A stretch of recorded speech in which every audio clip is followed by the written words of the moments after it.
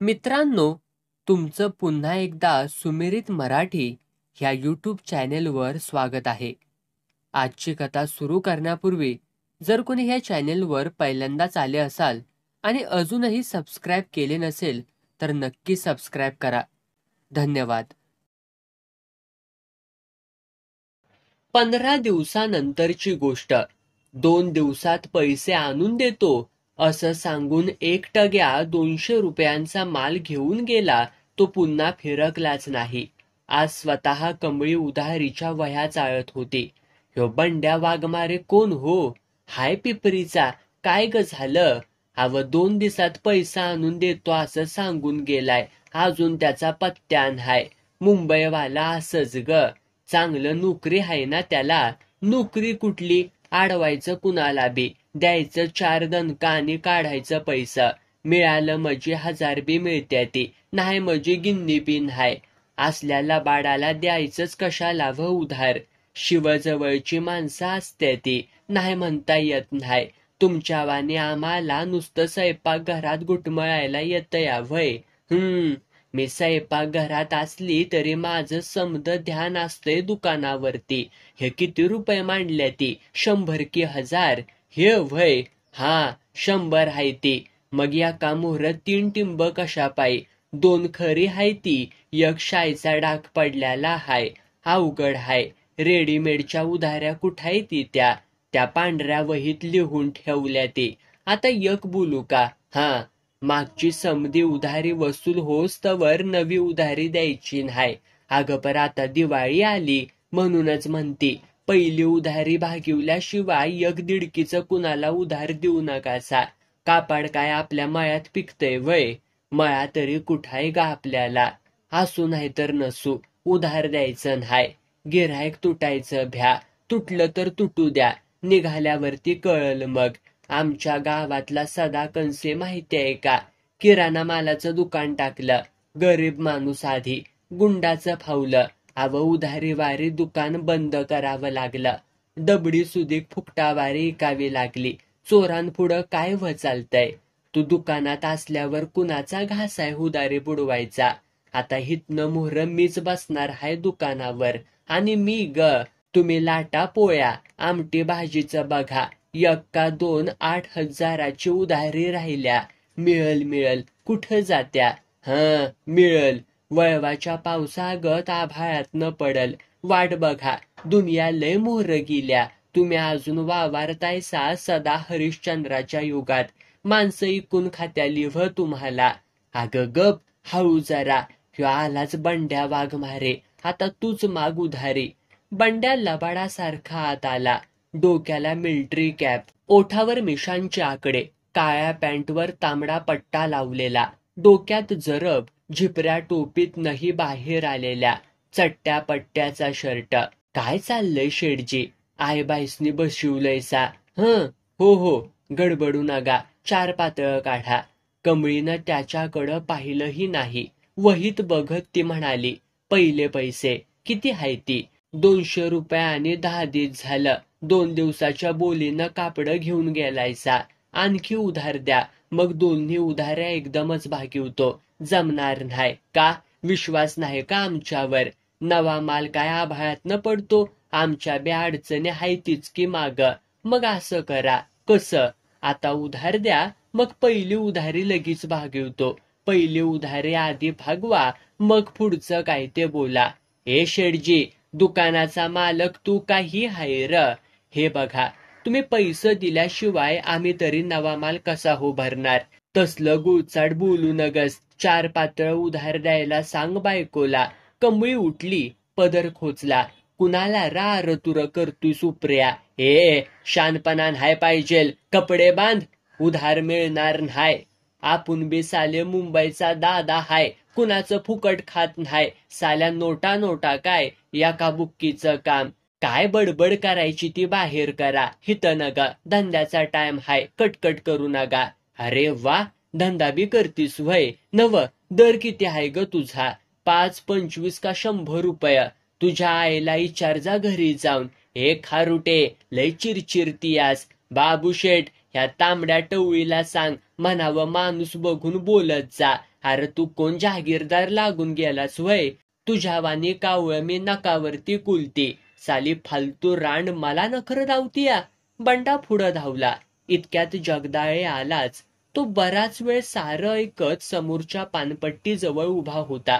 हे शिव्या देणार, बाहेर हो. कोण र तू? तुझा बाप.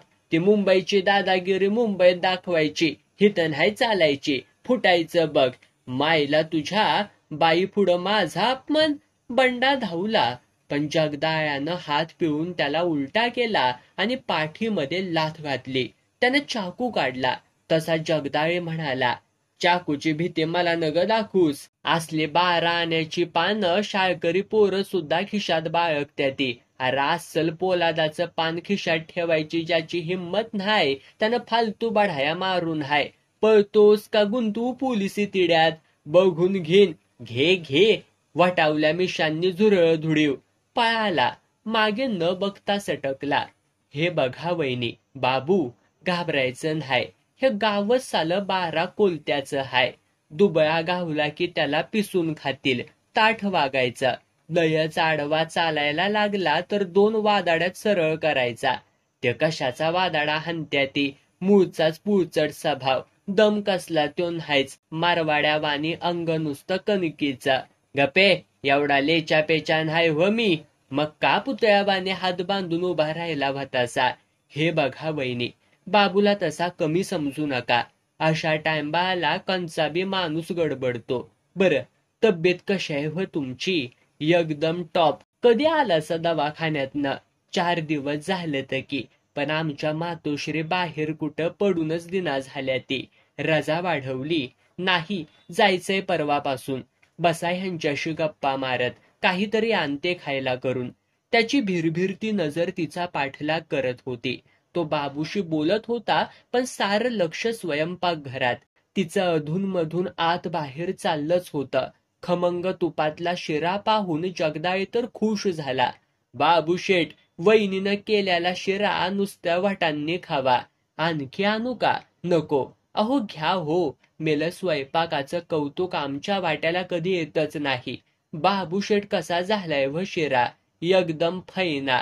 बघा वहिनी, एवढा रसिक नवरा मिळायला भाग्य लागतं. हा, चहा घ्या. वेलची व्यवस्थित पडल्या का ते सांगा.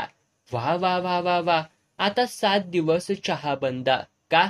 एवढा खराब झालाय वय? छे, असा चहा पिल्यावर सुखाचा सप्ताह साजरा करावा माणसानं. वहिनी, टॅक्ट तरी कळू द्या तुमच्या चहाची. चला, चांगलं म्हणायला सुद्धा मर्यादा असते. हे बाबू, जास्त कौतुक करत जाऊ नकोस वहिनीचा. त्यांना कौतुकही अजीर्ण व्हायला लागलंय. ते कसलं कौतुक करणार आहे ती? त्यांना उधाऱ्या वसूल करायला सांगा. हे बघ बाबू, सारी लिस्ट बनव. साली सगळी उधारी आपण एका आठवड्यात वसूल करून दाखवतो. बाबू मनात म्हणाला, वा, बाईला खुश करण्यासाठी तू दुसऱ्याची घरं सुद्धा फोडायला कमी करणार नाहीस. बाजारचा दिवस. नेहमी सारखीच गर्दी. पण आता कमळी तयार झाल्यानं फारसं अडत नव्हतं.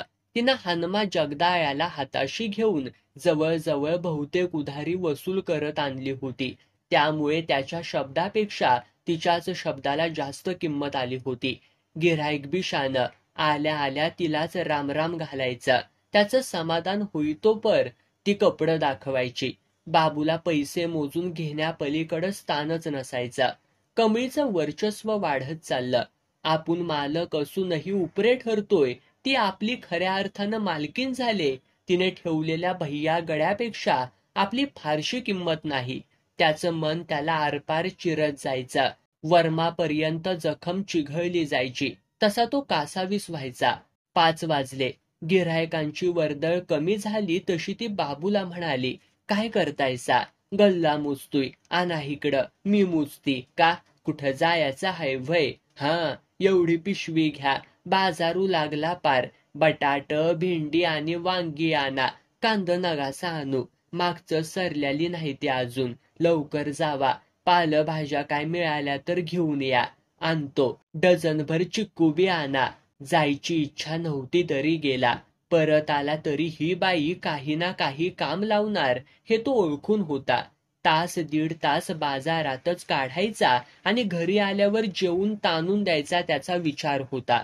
5 वाजून गेले तरी बाजारात उशिरा येणारी आणि स्वस्तात माल उचलायला टपल्याली गिऱ्हाईकं नेमकी आली होती. सकाळपासनं अवघडून माळवं विकत बसलेल्यांना घरी जायची घाई झाली होती. दुपारचं दर आता कोलमडले होते. काही जण ढिगावरती माल खपवायला बघत होते, तर काही उभ्या उभ्या चोरडून गिऱ्हाईकाच्या हातात भाजी कोंबत होते. पाट्या सावरीत स्टँडकडे पळणारे काही जण 4-2 रुपयांचा किराणा स्वतःसाठीही घेत होते. बाबूनं 2-4 भाज्या घेतल्या. उगीचच त्याला वाटलं एकदा सगळा बाजार हिंडून यावं. निघाला चक्रा टाकत, तर समोर पक्या. कुठं घुमतयस र? कुठं न्हाय. जरा सुकट आणली खालच्या कोपऱ्यावनं. येत नाही सालीकडं? नाही जमत. बायसाहेबांचं आपलं नाही जमत. काय बी टाकून बोलत्या त्या. खरकाट पाणी अंगावरती वतल्यावानी. कशाला ध्यान द्यायचं आपण? तसं म्हणणं सोप्पं हाय शेठ. बरं झालं भेटलासा तुम्ही. एक बात बोलायची होती. काय र? इथं गर्दीत कुठे विचारतायसा? चला टंगसाळ्याच्या कोल्ड्रिंक हाऊसमध्ये फर्स्ट क्लास सरबत पाचतो. आईला आपली वडातान 12 महिने हाय. मज्जा तरी कवाहं मारायची. समोर सरबताचे ग्लास येईतोवर पक्या गप्प होता.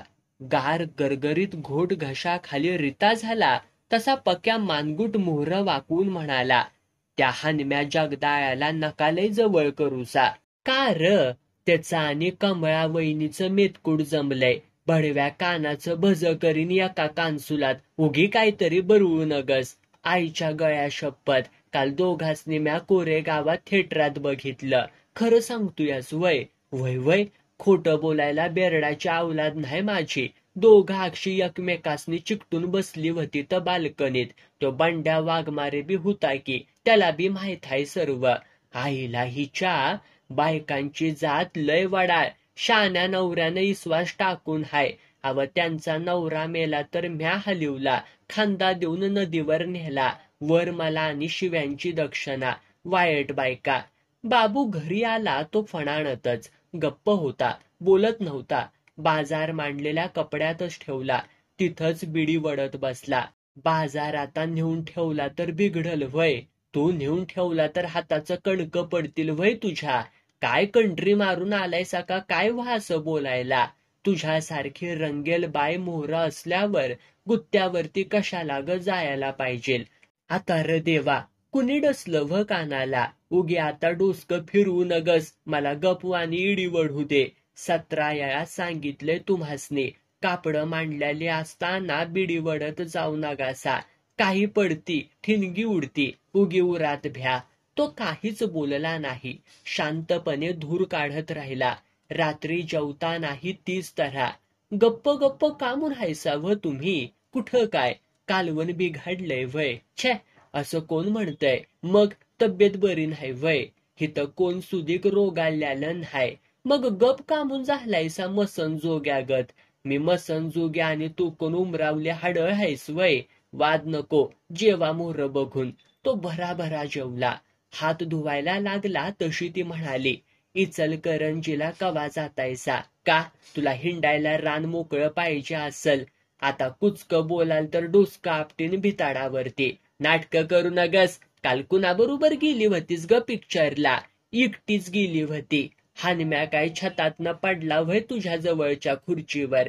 उगे हलकटाचा ऐकून काय बी संशय घेऊ नगासा. जगदाया तुझ्या जवळ बसला होता. दोघं एकमेकासने घसटून चालत होता. व्हय, काय म्हणणं आहे तुमचं? जगदाये मनानं खूप चांगलं आहे ती. लय नग त्याचं कौतिक माझ्या मोहर करूस. ह्या घरात राहायचं असल तर पायरी वळकून वागायचं. सवताची पायरी सांभाळा. मला कशाला गियान शिकवतायसा? लय उजव्या डोसक्याची हायस माहित आहे मला. असू द्या मी कशी बी. चांगली म्हणता म्हणता लय गुण उधळायला लागलीस ग. शेण खावं, चांगलं नव्हं. खुशाल बोंबला. चांगलं वागलं तरी बडबडणार, वाईट वागलं तरी चुना घालणार. माझ्या माघारी कुठं गेल्याला मला आवडायचं नाही. आरशात बघ थोबडा. हुकूम सोडतय. साऱ्या गावाला माहित झालंय मी तुला ठेवलाय म्हणून. कमळे, लात घालून हाकलून दिन हतनं. कवा बी दे. बँकेतल्या खात्यावर ₹30,000 आहे ती माझ्या नावावर. कवा बी जाईन रक्कम घेऊन, मग डोळं पांढरं हुत्याली तुझं. गुडघ्यातनं पाय तोडल्यावानी बाबू आबादला. काहीही न बोलता मुस्कटून पांघरून घेऊन झोपला.